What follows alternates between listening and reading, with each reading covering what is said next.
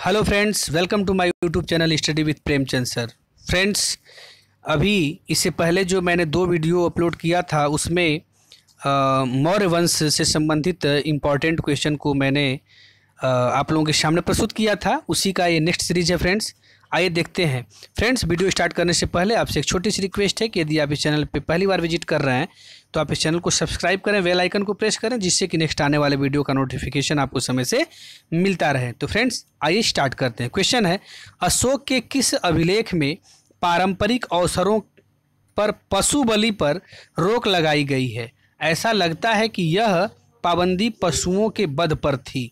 तो इसका आंसर होगा शिलालेख 1 में, शिलालेख प्रथम में ये दर्शाया गया था। नेक्स्ट क्वेश्चन है, टालेमी फिलाडेल्फस जिसके साथ अशोक के राजनय संबंध थे, कहाँ का शासक था? तो वो था मिस्र का शासक था। कहाँ का फ्रेंड्स? मिस्र का शासक था टालेमी फिलाडेल्फस। नेक्स्ट क्वेश्चन है कि अशोक का समकालीन तुर्मय कहाँ का राजक था? देखिए, क्वेश्चन है कि अशोक का समकालीन तुर्मय कहाँ का राजा था? तो वो मिस्र का राजा था। नेक्स्ट क्वेश्चन है, किस राजवंश के शासकों के सुदूर देशों जैसे सीरिया एवं मिस्र के साथ राजकीय संबंध थे? तो वो मौर्य राजवंश के शासकों के उनसे संबंध हुआ करते थे। नेक्स्ट क्वेश्चन की तरफ बढ़ेंगे फ्रेंड्स। क्वेश्चन है कि प्राचीन भारतीय अभिलेखों में से कौन सा एक खाद्यान्न को देश में संकट काल में उपयोग हेतु सुरक्षित रखने के बारे में प्राचीनतम शाही आदेश है? वह है सोहगौरा ताम्रपत्र, सोहगौरा ताम्रपत्र। नेक्स्ट क्वेश्चन है फ्रेंड्स कि कलिंग के संबंध में सही कथन है। तो देखिए, कलिंग के संबंध में कौन कौन से कथन सही हैं? क्वेश्चन का आंसर होगा अशोक ने कलिंग को मौर्य साम्राज्य में जोड़ लिया था। ठीक है। नेक्स्ट है, कलिंग दक्षिण भारत को जाने वाले स्थलीय एवं समुद्री मार्गों को नियंत्रित करता था। इसका आंसर होगा फ्रेंड्स, करेक्ट, कलिंग के संबंध में सही कथन है। तो अशोक ने कलिंग को मौर्य साम्राज्य में जोड़ लिया था। कलिंग दक्षिण भारत को जाने वाले स्थलीय एवं समुद्री मार्गों को नियंत्रित करता था। ठीक है। आइए फ्रेंड्स, नेक्स्ट क्वेश्चन की तरफ बढ़ते हैं। क्वेश्चन है कि मौर्यकालीन शासकों ने किस आधार पर भू अनुदान नहीं दिया था? तो मौर्यकालीन शासकों ने धार्मिक आधार पर भू अनुदान नहीं दिया था। ठीक है। नेक्स्ट क्वेश्चन है कि मौर्य काल में टैक्स को छुपाने अर्थात चोरी के लिए इनमें से क्या दंड दिया जाता था? तो उसे मृत्यु दंड दिया जाता था। मौर्य काल में जो भी व्यापारी अगर चोरी करता था या टैक्स को छुपाता था तो उसे मृत्यु दंड दिया जाता था। नेक्स्ट क्वेश्चन है, प्रसिद्ध यूनानी राजदूत मेगस्थनीज भारत में किसके दरबार में आए थे? तो वो चंद्रगुप्त मौर्य के दरबार में आए थे। नेक्स्ट क्वेश्चन है फ्रेंड्स, मेगस्थनीज ने भारतीय समाज को कितनी श्रेणियों में विभाजित किया? तो मेगस्थनीज ने भारतीय समाज को 7 श्रेणियों में विभाजित किया। नेक्स्ट क्वेश्चन है, किस स्रोत में उल्लिखित है कि प्राचीन भारत में दासता नहीं थी? तो वो मेगस्थनीज की इंडिका पुस्तक में ये उल्लिखित है कि प्राचीन भारत में दासता नहीं थी। कहाँ पे उल्लिखित है? मेगस्थनीज की इंडिका में स्थित है। नेक्स्ट है, मौर्य समाज का विभाजन 7 वर्गों में विशेष तौर पर उल्लिखित है। मेगस्थनीज की इंडिका में, मेगस्थनीज की इंडिका में। नेक्स्ट क्वेश्चन है, आइए फ्रेंड्स, वह स्रोत जिसमें पाटलिपुत्र के प्रशासन का वर्णन उपलब्ध है वह है इंडिका। क्या है फ्रेंड्स? इंडिका है। ठीक है। नेक्स्ट क्वेश्चन है कि कौन स्रोत मौर्यों के नगर प्रशासन का विस्तृत विवरण प्रस्तुत करता है? तो वो मेगस्थनीज की इंडिका पुस्तक। देखिए फ्रेंड्स, ये जो इंडिका पुस्तक है मेगस्थनीज की बहुत ही इंपॉर्टेंट है, अक्सर एग्जाम में पूछता है। नेक्स्ट क्वेश्चन है कि मेगस्थनीज की पुस्तक का नाम क्या है? देखिए आ गया कि मेगस्थनीज की पुस्तक का नाम क्या है? तो इंडिका नाम है। उनकी पुस्तक का नाम क्या है? इंडिका नाम है। नेक्स्ट क्वेश्चन है फ्रेंड्स कि इंडिका का लेखक कौन था? तो इंडिका का लेखक मेगस्थनीज था। कौन था? मेगस्थनीज था इंडिका का लेखक। नेक्स्ट क्वेश्चन है कि मौर्य नरेशों के बारे में कौन सा कथन सही है?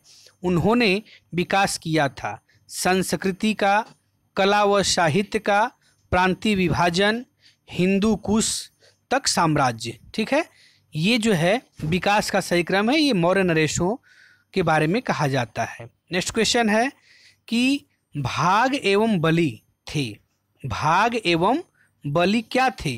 वो राजस्व के स्रोत थे, राजस्व के स्रोत थे क्या? भाग एवं बलि। नेक्स्ट क्वेश्चन है मौर्य काल में भूमि कर जो कि राज्य की आय का मुख्य स्रोत था किस अधिकारी द्वारा एकत्रित किया जाता था? तो वो किस अधिकारी द्वारा? सीताध्यक्ष के द्वारा एकत्रित किया जाता था, सीताध्यक्ष के द्वारा। नेक्स्ट क्वेश्चन है फ्रेंड्स कि मौर्य काल में सीता से तात्पर्य है, तो मौर्य काल में सीता से क्या तात्पर्य है? वो राजकीय भूमि से प्राप्त आय से संबंधित था, राजकीय भूमि से प्राप्त आय सीता से तात्पर्य है। नेक्स्ट क्वेश्चन है मौर्य मंत्रिपरिषद में कौन राजस्व इकट्ठा करने से संबंधित था? वो समाहर्ता, कौन?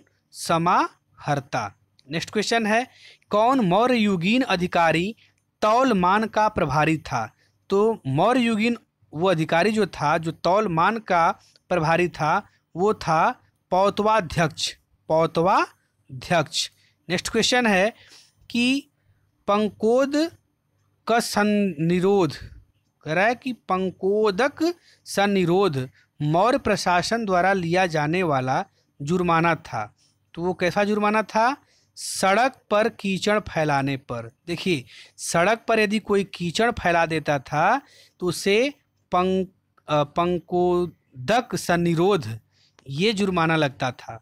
नेक्स्ट क्वेश्चन है मौर्य काल में शिक्षा का सर्वाधिक प्रसिद्ध केंद्र था, तो मौर्य काल में शिक्षा का सर्वाधिक प्रसिद्ध केंद्र जो था तक्षशिला था। ठीक है, आइए फ्रेंड्स नेक्स्ट क्वेश्चन की तरफ बढ़ते हैं।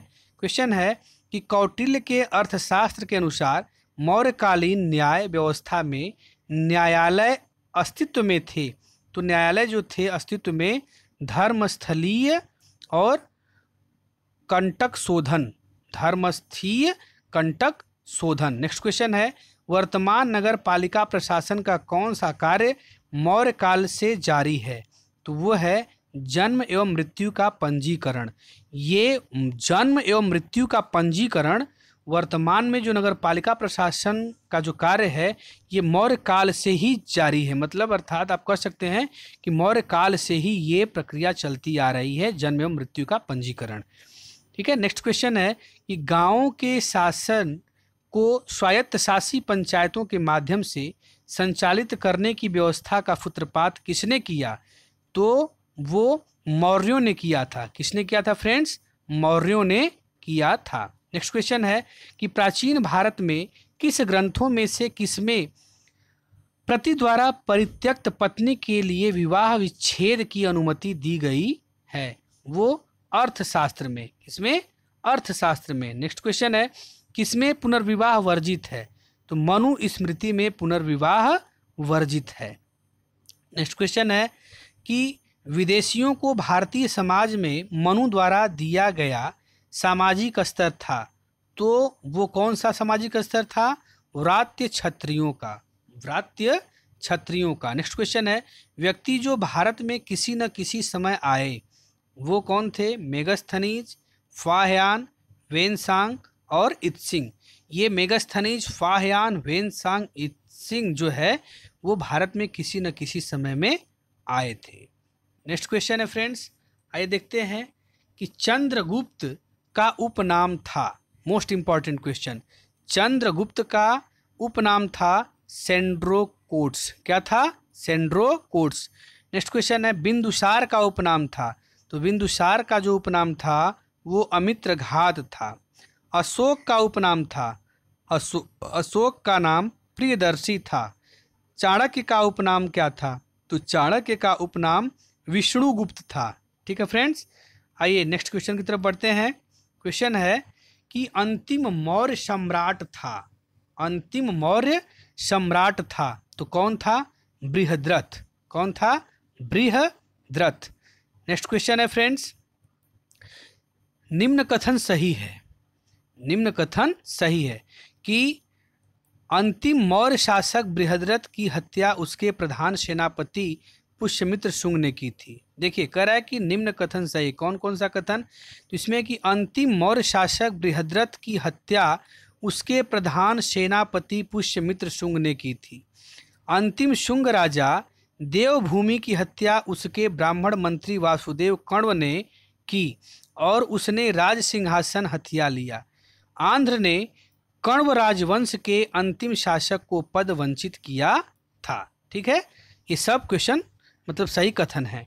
नेक्स्ट क्वेश्चन है कि ईस्वी सन के पूर्व की कुछ शताब्दियों में से किन शासकों ने गिरनार क्षेत्र में जल संसाधन व्यवस्था की ओर ध्यान दिया, तो वो चंद्रगुप्त मौर्य और अशोक ने इस पे ध्यान दिया था। नेक्स्ट क्वेश्चन है कि जल की आवश्यकता को ध्यान में रखते हुए जिस प्रथम शासक ने गिरनार क्षेत्र में एक झील का निर्माण करवाया था वह कौन सा शासक था, वो चंद्रगुप्त मौर्य था। कौन था, चंद्रगुप्त मौर्य था।